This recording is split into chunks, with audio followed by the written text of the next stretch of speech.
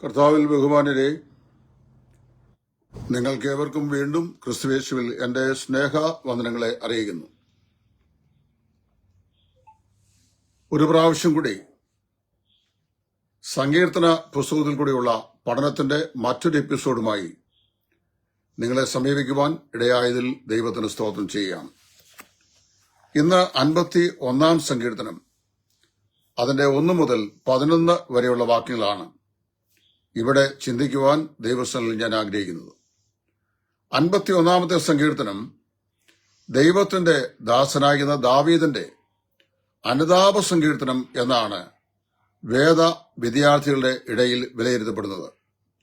ദാവീദ് രാജാവ് ഊരിയാവിന്റെ ഭാര്യയുമായി ഒരു അവിഹിത ബന്ധത്തിൽ ഏർപ്പെടുകയും ആ വിഷയം ഏറിയ കാലം താൻ മനഃപൂർവ്വമായി മറച്ചുവെക്കുകയും അവളുടെ ഭർത്താവിനെ അകാരണമായി, അതായത് ഉള്ളിലെ ഭയം കൊണ്ട് കൊല്ലിക്കുകയും തന്നെത്താൻ നീതീകരിക്കുകയും ചെയ്ത ശേഷം നാഥാൻ പ്രവാചകൻ അരമനയിൽ ദാവീദിന്റെ അടുക്കൽ ചെന്ന് സംഭവിച്ച വിഷയം ഒരു കഥാരൂപേണ അവനെ അറിയിച്ചപ്പോൾ അവൻ ദൈവസന്നയിൽ തന്റെ പാപങ്ങളെ ഏറ്റുപറഞ്ഞുകൊണ്ട് അനുദപിച്ച അനുതാപ കീർത്തനമാണ് 51 സങ്കീർത്തനം. മഹാനായ ചാൾസ് സ്പർജൻ അദ്ദേഹത്തിന്റെ ഈ 51 സങ്കീർത്തനത്തിന്റെ വ്യാഖ്യാനം ദ ട്രഷറി ഓഫ് ഡേവിഡ്, അതിൽ അദ്ദേഹം പറയുകയാണ്, ഈ 51 സങ്കീർത്തനത്തിന്റെ വ്യാഖ്യാനം എഴുതുവാൻ സ്പർജൻ തൂവലും പേപ്പറും മഷിയും കയ്യിലെടുത്ത് ഏകദേശം 2 ആഴ്ചയോളം നിരന്തരമായി അതിന് തയ്യാറായി. അങ്ങനെ തയ്യാറായ ഓരോ സമയത്തും മോശയോട് സീനായി പർവ്വതത്തിൽ വെച്ച് ദൈവം അരുളിച്ചെയ്ത ആ വലിയ ശബ്ദം, നീ നിൽക്കുന്ന സ്ഥലം വിശുദ്ധമാകിയാൽ നിന്റെ കാലിൽ നിന്ന് ചെരുപ്പുകൾ അഴിച്ചു മാറ്റുക എന്നുള്ള ആ ശബ്ദം പോലെ എന്റെ ഹൃദയത്തിൽ അതിഭയാനകമായ ദൈവിക വിശുദ്ധിയുടെ പരിപാവനതയുടെ മനോഹരമായ ഒരു ഓർമ്മപ്പെടുത്തൽ ഉണ്ടായി. ഏറെ ദിവസങ്ങളത്തെ ആത്മീക സംഘർഷത്തിനു ശേഷം 3ാമത്തെ ആഴ്ചയിലാണ് I started writing exposition to this psalm എന്ന് അദ്ദേഹം എഴുതിയിട്ടുള്ളത്. പാപം വരുത്തിവെക്കുന്ന വിനാശകരമായ പരിണതഫലങ്ങൾ ഒരു വിശ്വാസിയുടെ ബന്ധത്തിൽ വളരെ വലുതാണ്. ഒരു വിശ്വാസി ദൈവസ്ഥനിൽ പാപം ചെയ്താൽ ആ പാപത്തിന്റെ കോൺസിക്വൻസസ്, പരിണതഫലങ്ങൾ വളരെ ഗൗരവമുള്ളതാണെന്ന് ദൈവത്തിന്റെ വചനം പറയുന്നു. അതിലേറ്റവും ഗൗരവതരമാകുന്ന നഷ്ടമാണ് ദൈവത്തുള്ള കൂട്ടായ്മയുടെ നഷ്ടം, loss of fellowship with the Lord. വാസ്തവത്തിൽ ദാവീദ്, നിന്റെ തിരുസനയിൽ നിന്ന് എന്നെ തള്ളിക്കളയരുത്, നിന്റെ പരിശുദ്ധാത്മാവിനെ എന്നിൽ നിന്ന് എടുക്കുകയും അരുത് എന്ന് പ്രാർത്ഥിച്ചത് വാസ്തവത്തിൽ വളരെ സത്യമായ ഒരു കാര്യം തന്നെയാണ്. നിന്റെ സന്നിധിയിൽ തന്നെ തള്ളിക്കളയരുത്, നിന്റെ വിശുദ്ധ റൂഹായെ എന്നിൽ നിന്ന് എടുക്കുകയും അരുത്. അങ്ങനെ പ്രാർത്ഥിക്കാൻ 11 ഭാഗത്തിൽ കാരണം എന്താണ് തന്റെ ജീവിതത്തിൽ സംഭവിച്ചത് എന്നുള്ളത് ദാവീദ് തന്റെ ഓർമ്മയിൽ കുറിച്ചെടുത്തു.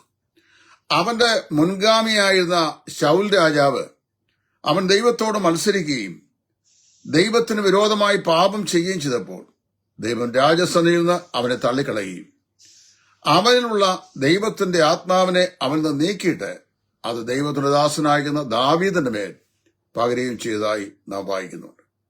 ദാവീദ് ഇവിടെ ഭയപ്പെട്ടത് ദൈവസന്നിധിയിൽ താൻ ചെയ്ത ഈ അപരാധ നിമിത്തം ഒരു പക്ഷെങ്കിൽ തന്നെ രാജസ്ഥാനത്ത് നിന്ന് ദൈവം തള്ളിക്കളഞ്ഞേക്കുമോ, ശൗലിൽ നിന്ന് എടുത്ത് അവന് നൽകിയ ദൈവത്തിന്റെ പരിശുദ്ധാത്മാവിനെ അവനിൽ നിന്ന് നീക്കിക്കളയുമോ എന്ന് ദാവീദ് അത്യന്തം ഭയപ്പെട്ടു. അതുകൊണ്ടാണ് നിന്റെ സന്നിധിയിൽ തന്നെ തള്ളിക്കളയരുതേ, നിന്റെ വിശുദ്ധ റൂഹായെ എന്നിൽ നിന്ന് എടുക്കുകയും അരുത് എന്ന് ദാവീദ് പ്രാർത്ഥിച്ചത്.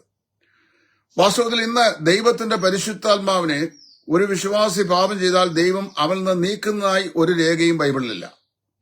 നമ്മുടെ കർത്താവായ യേശു തന്റെ ശിഷ്യന്മാർ പറയുമ്പോൾ അവൻ എന്നേക്കും നിങ്ങളോട് ഇരിക്കേണ്ടതിന് ദൈവത്തിന്റെ പരിശുദ്ധാത്മാവിനെ നിങ്ങൾക്ക് അയച്ചു തരും എന്നാണ് യോഹന്നാന്റെ സുവിശേഷത്തിൽ പറഞ്ഞത്. ദൈവത്തിന്റെ പരിശുദ്ധാത്മാവ് നമ്മുടെ രക്ഷയോട് അനുബന്ധിച്ചാണ് നമ്മുടെ ജീവിതത്തിലേക്ക് കടന്നു വരുന്നത്. അതുമുതൽ ആ വിശ്വാസിയിൽ പരിശുദ്ധാത്മാവ് അധിവസിച്ചുകൊണ്ട് നമ്മുടെ രക്ഷയെ മുദ്രയിട്ടും നാം ദൈവത്തിന്റെ മക്കളാണെന്ന് നമ്മുടെ ആത്മാവോട് ദൈവത്തോട് നിരന്തരമായി സാക്ഷ്യം പറഞ്ഞുകൊണ്ട് ഒരു വിശ്വാസിയിൽ വസിക്കുകയാണ് ചെയ്യുന്നത്. പിന്നെ എന്താണ് വാസ്തവത്തിൽ വിശ്വാസി പാപം ചെയ്യുമ്പോൾ അവന്റെ ജീവിതത്തിൽ സംഭവിക്കുന്നത്? എഫേസ്യർ 4:30. അത് നമ്മൾ വായിക്കുമ്പോൾ ഇങ്ങനെ പഠിക്കുന്നു: grieve not the Holy Spirit of God wherewith ye are sealed unto the day of redemption. ദൈവത്തിന്റെ പരിശുദ്ധാത്മാവിനെ ദുഃഖിപ്പിക്കരുത്, അവനാലല്ലോ നിങ്ങൾ പരിശുദ്ധാത്മാവിനാൽ വീണ്ടെടുപ്പ് നാളിനായി മുദ്ര ഇടപ്പെട്ടിരിക്കുന്നത്. നമ്മുടെ ഹൃദയത്തിൽ വസിക്കുന്ന ദൈവത്തിന്റെ പരിശുദ്ധാത്മാവ് ഒരു വിശ്വാസി പാപം ചെയ്യുമ്പോൾ അത്യന്തം ദുഃഖിക്കുന്നു എന്നാണ് ദൈവത്തിന്റെ വചനത്തിൽ നിന്ന് നമുക്ക് മനസ്സിലാക്കാൻ കഴിയുന്നത്. പരിശുദ്ധാത്മാവ് നമ്മുടെ രക്ഷയ്ക്കായി നമ്മെ മുദ്രയിടുന്നു. നാം ദൈവമക്കളാണെന്ന് നമ്മുടെ ആത്മാവോട് ദൈവത്തോട് സാക്ഷ്യം പറയുന്നു എന്ന് മാത്രമല്ല, നാം ദൈവത്തിന്റെ വകയാണ്, കർത്താവായ യേശു ക്രിസ്തു മുഖാന്തരം ദൈവത്തിന്റെ വകയാണെന്ന് നിരന്തരമായി ദൈവത്തിന്റെ പരിശുദ്ധാത്മാവ് നമുക്ക് ഉറപ്പും നിശ്ചയവും തരുന്നു. ഒരു ദൈവവേദന്റെ ജീവിതത്തില് ഏത് നിലയിലുള്ള തെറ്റുകൾ സംഭവിച്ചാലും പരിശുദ്ധാത്മാവായ ദൈവം നാം ദൈവത്തിന്റെ വകയാണ് എന്ന് നിരന്തരമായി നമ്മുടെ അന്തരാത്മാവിനോട് സാക്ഷ്യം പറയുന്നു. ഈ സാക്ഷ്യം ദാവീദിന്റെ ജീവിതത്തിൽ അവനുണ്ടായി. അതുകൊണ്ടാണ് അവൻ അത്യന്തം ഭയപ്പെട്ടു പോയത്. നാം ദൈവത്തിന് വിരോധമായി പാപം ചെയ്യുമ്പോൾ ദൈവത്തിന്റെ പരിശുദ്ധാത്മാവിനോട് നമുക്കുള്ള ആ അടുത്ത ബന്ധം, കൂട്ടായ്മ ബന്ധം, അത് വാസ്തവത്തിൽ തകരാറാകുകയാണ്. നമ്മുടെ എല്ലാ അനുഗ്രഹത്തിന്റെയും അടിസ്ഥാന കാരണം നമ്മിൽ വസിക്കുന്ന ദൈവത്തിന്റെ പരിശുദ്ധാത്മാവാണ്. കർത്താവായ യേശു ക്രിസ്തുവിന്റെ അനുഗ്രഹങ്ങളെ ഒരു ക്രിസ്തീയ വിശ്വാസിയുടെ ജീവിതത്തിലേക്ക് പകർന്നു തരുന്നത് ദൈവത്തിന്റെ പരിശുദ്ധാത്മാവാണ്. വാസ്തവത്തില് ആ അനുഗ്രഹങ്ങൾ നമുക്ക് നഷ്ടമാകുന്നു നാം ദൈവത്തിന് വിരോധമായി പാപം ചെയ്യുമ്പോൾ. ക്രിസ്തീയ ജീവിതത്തിലെ കർത്താവായ യേശു ക്രിസ്തുവുള്ള നമ്മുടെ കൂട്ടായ്മയുടെ ബന്ധത്തിന്റെ എല്ലാ സാധ്യതകളും അടിസ്ഥാനപ്പെട്ടിരിക്കുന്നത് നമുക്ക് പരിശുദ്ധാത്മാവിനാൽ ലഭിക്കുന്ന കൂട്ടായ്മയാണ്. ആശീർവാദ വചനത്തിൽ സാധാരണ നാം വായിക്കുമ്പോൾ 2 കൊരിന്ത്യർ 13:14 നമ്മുടെ കർത്താവായ യേശു ക്രിസ്തുവിന്റെ സ്നേഹവും പിതാവായ ദൈവത്തിന്റെ സ്നേഹവും കർത്താവായ യേശു ക്രിസ്തുവിന്റെ കൃപയും പരിശുദ്ധാത്മാവിന്റെ കൂട്ടായ്മയും, പരിശുദ്ധാത്മാവാണ് ഈ കൂട്ടായ്മയിൽ നമ്മെ നിലനിർത്തിക്കൊണ്ടുപോകുന്നത്. വാസ്തവത്തിലെ ദാവീദ് ദൈവത്തിന്റെ സാന്നിധ്യത്തെ നിരന്തരമായി ആശ്രയിച്ചിരുന്നു. അങ്ങനെ അവന് ദൈവത്തിന്റെ സൈന്യത്തെ ദൈവത്തിന് വിരോധമായി നിൽക്കുന്ന ജാതികളുടെ നേരെ ഡ്രൈവ് ചെയ്യുവാൻ അവനെ സഹായിച്ചിരുന്നതും ദൈവത്തിന്റെ പരിശുദ്ധാത്മാവുമായിട്ടുള്ള അവന്റെ അടുത്ത ബന്ധമാണ്. അതുകൊണ്ട് എന്ത് ചെയ്തു? തനിക്ക് ലഭിച്ചിരുന്ന ശക്തിക്ക് ക്ഷയം സംഭവിക്കുമോ എന്ന് ദാവീദ് അത്യന്തം ഭയപ്പെട്ടു. നമ്മുടെ ഓരോരുത്തരുടെയും ജീവിതത്തിൽ നാം ദൈവത്തിന് വേണ്ടി എന്തെങ്കിലും ഫലകരമായി ചെയ്യുന്നത് നമ്മിൽ വസിക്കുന്ന ദൈവത്തിന്റെ പരിശുദ്ധാത്മാവിന്റെ ശക്തി കൊണ്ടാണ്. ആ ശക്തിയുടെ ഉറവിടം നമുക്കുള്ള കൂട്ടായ്മ ബന്ധമാണ്. പുതിയ നിയമം പഠിക്കുമ്പോൾ ഈ കൂട്ടായ്മ എന്ന് പറയുന്നത് നമുക്ക് ദൈവത്തിലുള്ള സാന്നിധ്യ ബോധത്തെയാണ് നമ്മെ അനുസ്മരിപ്പിക്കുന്നത്.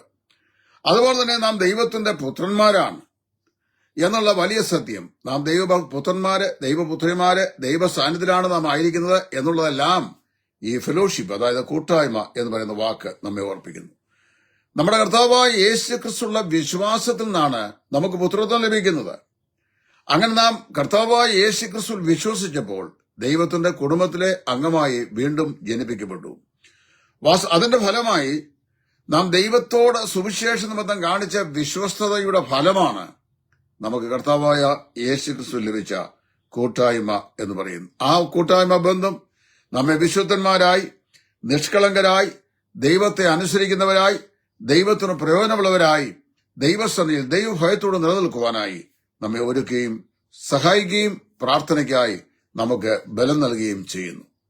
പ്രാർത്ഥനയിൽ നാം ദൈവത്തോട് സംസാരിക്കുമ്പോൾ ദൈവം തിരിച്ച് തന്റെ വചനത്തിലൂടെ നമ്മോട് സംസാരിക്കുകയും തന്റെ വിശുദ്ധ കൂട്ടായ്മയിൽ നമ്മെ നിലനിർത്തുകയും ചെയ്യുന്നു. ഞാൻ എന്റെ വാക്കിൽ ദീർഘിപ്പിക്കുന്നില്ല. ഒരു ദൈവ പൈതലിന്റെ ജീവിതത്തിലെ ഏറ്റവും വലിയ നഷ്ടമാണ് ദൈവത്തോടുള്ള കൂട്ടായ്മയുടെ നഷ്ടം, ദ ലോസ് ഓഫ് ഫെലോഷിപ്പ്. പിതാവായ ദൈവത്തോടും അവന്റെ പുത്രനായ യേശു ക്രിസ്തുവിനോടും പരിശുദ്ധാത്മാവിനോടും നമുക്കുള്ള കൂട്ടായ്മയാണ് നമ്മുടെ ആത്മീക അനുഗ്രഹത്തിന്റെ അടിസ്ഥാന വിഷയമായിട്ട് ഇരിക്കുന്നത്. പ്രിയമുള്ളവരെ, ആ കൂട്ടായ്മ ബന്ധം ബ്രേക്കപ്പ് ചെയ്യുവാൻ ദൈവം ഒരിക്കലും നമ്മെക്കുറിച്ച് ആഗ്രഹിക്കുന്നില്ല.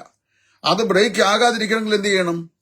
നിശ്ചയമായും പാപം കൂടാതെ, പാപമുള്ള ലോകത്തിലാണ് നമ്മൾ ജീവിക്കുന്നത്, പാപ ശരീരത്തിലാണ് നാം ചരിക്കുന്നത്. എങ്കിലും പാപത്തിന് സ്വാതന്ത്ര്യത്തോടു കൂടിയ ഒരു പ്രവേശനവും ഒരു പ്രവർത്തനാനുമതിയും നമ്മുടെ ജീവിതത്തിൽ നൽകാതെ ദൈവത്തിനും ദൈവത്തിന്റെ വചനത്തിനും ജീവിതത്തിൽ മുൻഗണന നൽകി കർത്താവിനെ അനുസരിച്ച് ദൈവകൃപയിൽ നാം ജീവിക്കുമ്പോൾ നമുക്ക് പരിശുദ്ധാത്മാവിന്റെ നിരന്തരമായ കൂട്ടായ്മയുടെ അനുഭവ വേദ്യമായി തീരും. പഴയ നിയമകാലത്ത് പരിശുദ്ധാത്മാവ് വന്നും പോയും നിന്ന് ശുശ്രൂഷ ചെയ്തുകൊണ്ടിരുന്നതുകൊണ്ട് പാപം ചെയ്യുമ്പോൾ പരിശുദ്ധാത്മാവ് വിട്ടുപോകുകയും പിന്നീട് പരിശുദ്ധാത്മാവ് വരികയും ചെയ്യുന്ന രീതി വായിക്കുന്നുണ്ട്. പുതിയ നിയമത്തിൽ അങ്ങനെയല്ല. നമ്മിൽ വസിക്കുന്ന പരിശുദ്ധാത്മാവ് വിശ്വാസി പാപം ചെയ്യുമ്പോൾ നമ്മിൽ തന്നെ ഗ്രീവ് ചെയ്യുകയും സങ്കടപ്പെടുകയും ദുഃഖിക്കുകയും ആ കൂട്ടായ്മയ്ക്ക് ശിഥിലീകരണം ഉണ്ടാവുകയും ചെയ്യുന്നു. പ്രിയമുള്ളവരെ, നമ്മുടെ വിശ്വാസ ജീവിതം അന്ത്യത്തോളം ദൈവത്തിന്റെ വിശുദ്ധിയിൽ, വചനത്തിന്റെ വിശുദ്ധിയിൽ സൂക്ഷിക്കാൻ ദൈവം ആഗ്രഹിക്കുന്നു. അതാണ് ദൈവം ആവശ്യപ്പെടുന്നത്. കർത്താവ് പറഞ്ഞല്ലോ യോഹന്നാൻ 15, എന്നിൽ വസിപ്പിൻ, ഞാൻ നിങ്ങളിലും വസിക്കും.